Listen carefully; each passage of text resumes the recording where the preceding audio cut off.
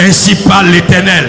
Côte d'Ivoire, enfant ivoirien, résident en Côte d'Ivoire, ivoirien à l'étranger, ivoirienne dans les nations. 2026 ouvre une grande porte du transfert des richesses des nations sur la nation. L'Esprit de l'Éternel me dit d'annoncer un mouvement de transfert des richesses des nations sur la nation. Et j'ai dit à Dieu, pourquoi tu me demandes de le faire? Il dit, il y a des hommes forts dans certaines nations qui ont jalousé la nation ivoirienne et qui font des pratiques pour ne pas voir la Côte d'Ivoire monter. Ils ont organisé un complot contre ma nation, dit l'Éternel. Et ils veulent que ma nation que j'ai choisie, ma nation bien-aimée, dit l'Éternel, le choix que je me suis fait, dit l'Éternel, ne vive pas l'accomplissement de ma parole. C'est pourquoi, fils de l'homme, je t'ai choisi, je t'ai mandaté. Alors annonce par mon esprit ce qui arrivera dans les jours,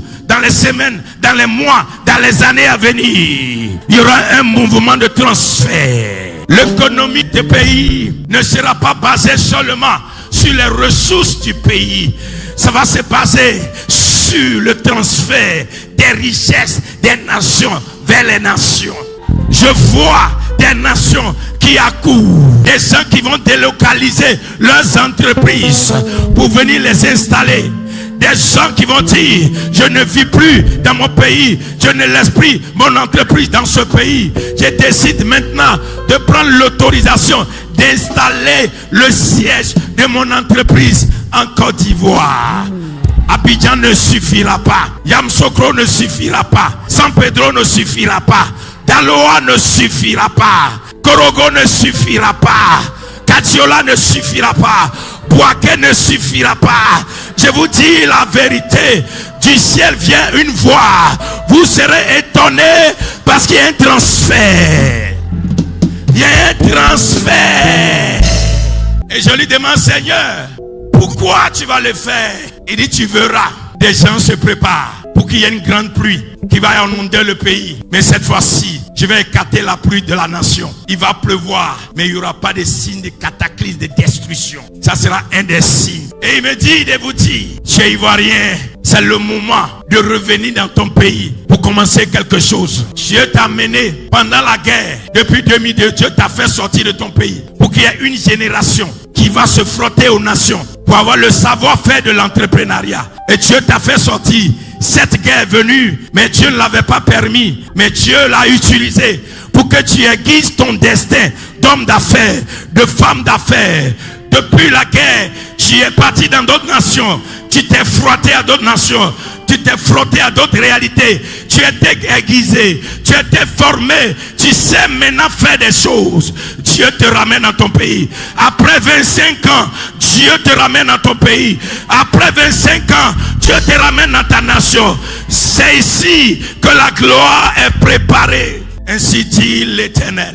Une onction puissante viendra du ciel, saisira des familles, saisira des enfants, leur donnera la créativité. Ils vont penser à des petites choses et la gloire de Dieu va rentrer dedans. Côte d'Ivoire, ils t'ont connu par l'histoire de ta guerre. Ils t'ont connu par l'histoire de la politique. Maintenant, ils vont te connaître par l'histoire de l'économie. Ils vont te connaître par l'histoire du monde des affaires. Ils vont te connaître par l'histoire de la puissance créatrice. Ainsi m'a dit l'Éternel, des petites idées vont devenir des entreprises géantes. Et Dieu m'a dit de vous dire, il suscitera dans ce pays un enfant ivoirien qui montera en politique, mais qui va déclarer l'indépendance de l'économie de cette nation. Ça viendra un jour que cette nation embrasse un enfant avec un génie économique. Je bénis Dieu pour la vie de notre président actuel, le président Alassane Ouattara. Ce qu'il a semé va pousser. Ce qu'il a semé va pousser. Ça va grandir. Ça va devenir un arbre géant. Il y aura sur la tête de ce pays un enfant qui maîtrisera l'économie. Il va mener ce pays dans un développement pas possible. Il me dit de vous dire, c'est la saison de planter. Parce que la bombe pluie est en train de descendre. Regardez vos 25 prochaines années, Ivoiriens. Observez les 25 prochaines années. N'écoutez pas les ennemis. N'écoutez pas ce que les gens disent. Ne regardez pas l'actualité politique. Regardez l'actualité économique. Allez-y fouiller l'actualité économique. Dieu est rentré là-bas. Dieu a fini avec l'actualité politique. Dieu commence avec l'actualité économique. Arrête de t'amuser. Arrête de danser. Arrête de chanter. Arrête les fêtes. Lève-toi, Côte d'Ivoire. Regarde ta lumière économique qui arrive. Sois éclairé, car à la suite de cette lumière, les nations vont marcher. Je prophétise maintenant de la faiblesse à la gloire. De la faiblesse à la gloire. La faiblesse ne sera plus jamais vue. La gloire rentrera. La gloire va secouer les fondements économiques de cette nation. La gloire va secouer les racines économiques de cette nation. L'église montera. Des hommes de Dieu monteront. Les chrétiens monteront. La résolution sera une force de la stabilité sociale. La religion dans cette nation ne sera pas comme dans les autres nations. Ils vont tous s'entendre, les religieux. Ça sera le socle de l'équilibre social. Ça sera le socle de la stabilité sociale. Le musulman va aimer le chrétien. Le chrétien va aimer le musulman. Le non-chrétien va aimer le chrétien. D'autres religions vont apprendre à respecter les autres religions. Parce que Dieu dit, il jette quelque chose qui ce pays qui est unique en son genre. Ne perds plus le temps. Écoute la voix de Dieu et rentre chez toi. La guerre t'a fait fuir ton pays. Dieu te fait rentrer dans ton pays. Rentre dans ta destinée. Ne cours pas après l'argent. L'argent te sera donné. Les 25 prochaines années sont des années où tu chercheras l'argent dans des petites choses. Et le Dieu de l'argent se manifestera vers toi. Et le Saint-Esprit m'a dit quelque chose. Tu sais pourquoi l'Égypte est tombée? J'ai dit non. Il dit l'Égypte est tombée parce que j'avais un programme pour Israël. J'ai dit comment? Il dit j'ai demandé aux enfants d'Israël de prendre l'or et l'argent de l'Égypte pour aller m'adorer. Mais comme ils ont pris leur or, leur argent, tout le système s'est effondré. Et c'est Israël qui est devenu puissant. J'ai dit mais qu'est-ce que ça veut dire? Dis-leur et rapatrier leur argent. Si tu es à l'étranger, tu as commencé à devenir riche. Prends la richesse, reviens dans ton pays. Dis-leur de revenir et qu'ils apprennent à être pieux, qu'ils aient la crainte de Dieu. Aime les gens que Dieu t'envoie. Parce que l'étranger vient chez toi avec l'argent. Oui, je vois des nations étrangères avec beaucoup d'argent pour venir élever des enfants ivoiriens. Il y a des enfants ivoiriens qui vont hériter des biens.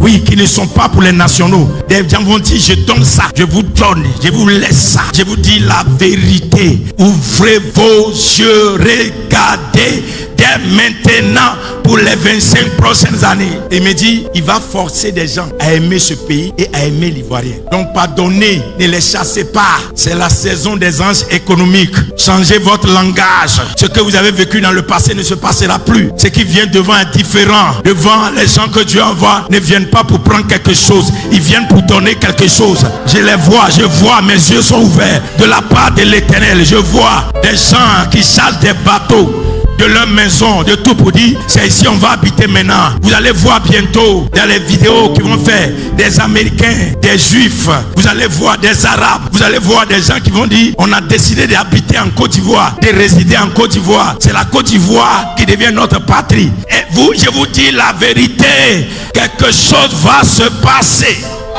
Les nations qui pensent qu'ils t'ont pris quelque chose, ils n'ont même pas pris le 1/1000 de ce qui t'appartient. Non, c'est faux. Non, ils ne vous ont rien pris. Dieu a sécurisé tout. C'est maintenant. Les familles, créent des entreprises. Le Saint-Esprit dit, créez des entreprises et mettez sur les entreprises des noms ivoiriens, authentiques. Changez les noms de vos entreprises. Ne mettez plus les noms hébreux. Ne mettez pas les noms arabes. Ne montez pas les noms. Mettez les noms ivoiriens. Quand vous allez fabriquer des vélos, des voitures, vous allez fabriquer des ordinateurs, quand vous allez faire vos habits, n'écrivez pas en français. Écrivez les noms en ethnie ivoirienne. Parce que le Saint-Esprit veut faire quelque chose. Regardez aujourd'hui, les voitures que vous roulez dans la ville ont des noms de famille. Toutes les voitures que vous roulez ont des noms de famille. Et quand la gloire est rentrée dans leur pays, la gloire a exposé leur nom par les voitures. Quelqu'un me comprend? Regardez, le petit va devenir grand.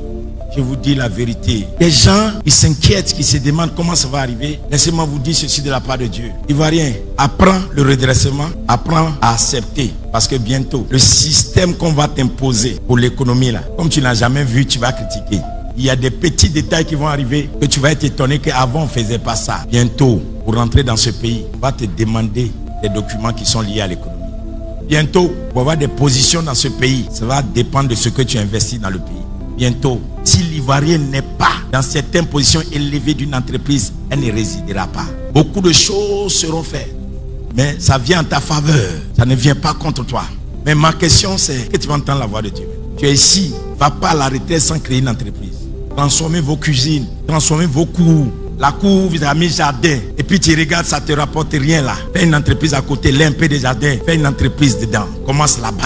Quand vous revenez à 22h, ne regardez pas les films. Même si vous voulez regarder un film, regardez un film qui parle d'entrepreneuriat. Enlevez des films bizarres dans vos têtes. Éduquez vos enfants à l'entrepreneuriat. Passez des heures à créer. Vous allez être étonnés. Parce que Dieu va rendre l'imagination de l'Ivoirien très fertile. Bientôt, ce que vous voyez à Dubaï, vous allez voir ici, il y a longtemps je l'ai dit, les gens ne m'écoutent pas. Je vous ai dit, il y aura un événement qui va se passer en Europe. Il va y avoir quelque chose qui va détruire beaucoup de personnes. Qui se souvient de la prophétie? Et je voyais des gens s'aligner à la porte de la Côte d'Ivoire pour rentrer, pour demander le passeport ivoirien. Ça fait 3 ans que j'ai fait la prophétie. Ils vont fuir. Ce que vous voyez se passer là, ça va arranger l'Afrique. Ça va arranger particulièrement la Côte d'Ivoire. Maintenant, ma question, qui veut être riche? Écoute-moi, Côte d'Ivoire, Dieu ne te forcera pas à être riche si tu ne désires pas la richesse. Il y a des gens qui aiment l'argent mais n'aiment pas la richesse. L'argent n'est pas la richesse. La richesse est l'esprit. L'argent est le fruit de l'esprit des richesses. Il y a des gens qui ont l'argent mais ils ne sont pas riches. Ils ont l'argent mais ils ont un esprit de pauvre. La richesse c'est quoi? Devenir fort riche. Fort riche. Très riche. À telle enseigne que toi seul tu peux employer 10 millions d'Ivoiriens ou bien de personnes. Fort riche. À telle enseigne que tu diras un jour à ton pays de ne plus prendre l'argent quelque part. Fort riche. À telle enseigne que tu dis au gouvernement, laissez l'électricité de ma région là, je prends en compte. Fort riche, à telle enseigne que toi-même tu viens et puis tu dis ce qui concerne le pétrole de mon pays. Pour 10 ans, 20 ans, je paye. Qu'on prenne cet argent pour faire créer des écoles pour mon pays. Fort riche. Côte d'Ivoire, abandonne le gaspillage. Toi-même, il faut abandonner le gaspillage. C'est 1 plus 1 plus 1 plus 1 qui font 1000. Tu as 1 que tu dépenses, mon mal. 2 que tu gaspilles. 3 que tu gaspilles. Un jour, Dieu te dira, je t'ai donné 1000. Tu vas dire, quand tu m'as donné. Quand Dieu veut te bénir, il ne te donne pas tout en un coup. Il te donne en ajoutant. Si tu dépenses mal, tu ne vas pas savoir que Dieu t'a donné. Il ne faut pas gaspiller. L'esprit de gaspillage est trop dans nos familles. On achète des choses inutiles. On fait des choses inutiles. Dieu ne veut plus que tu gaspilles. Il y a des milieux que tu ne dois plus fréquenter parce que l'alcool détruit l'avenir des enfants. Il faut qu'on devienne vraiment consciencieux et qu'on se dise, les 2 millions que je gaspille chaque week-end pour aller m'amuser, ça peut devenir 2 millions chaque week-end qui peut devenir peut-être à la fin du mois 60 millions dans mon affaire, dans mon business. Ça ne sert à rien d'avoir 10 maîtresses parce qu'on t'a donné un poste ou bien tu as commencé à gagner de l'argent. Cet argent-là, on t'a donné pour quelque chose. Il faut te dire que Dieu veut t'enrichir, c'est pourquoi il ouvre la porte. Femme, écoute-moi, n'apparaît pas, sois. Ne cherche pas à apparaître, sois vrai. Dis ce que tu es, Dieu rentrera chez toi. Ton sac ne doit plus te faire, ta chaussure ne doit plus te faire. La voiture que tu roules ne doit plus te faire. Montre-nous ton bureau. Dans les jours, les semaines, les mois qui arrivent, les années, commence à nous montrer le bureau où tu es assis, les affaires que tu diriges. Et tu es à l'image de ce que Dieu a dit. C'est une renaissance. Et ça doit secouer tout le monde. De maintenant jusqu'à 25 ans, c'est disponible. La grâce est disponible. Tu es enfant, tu es jeune, tu es vieillard, c'est disponible.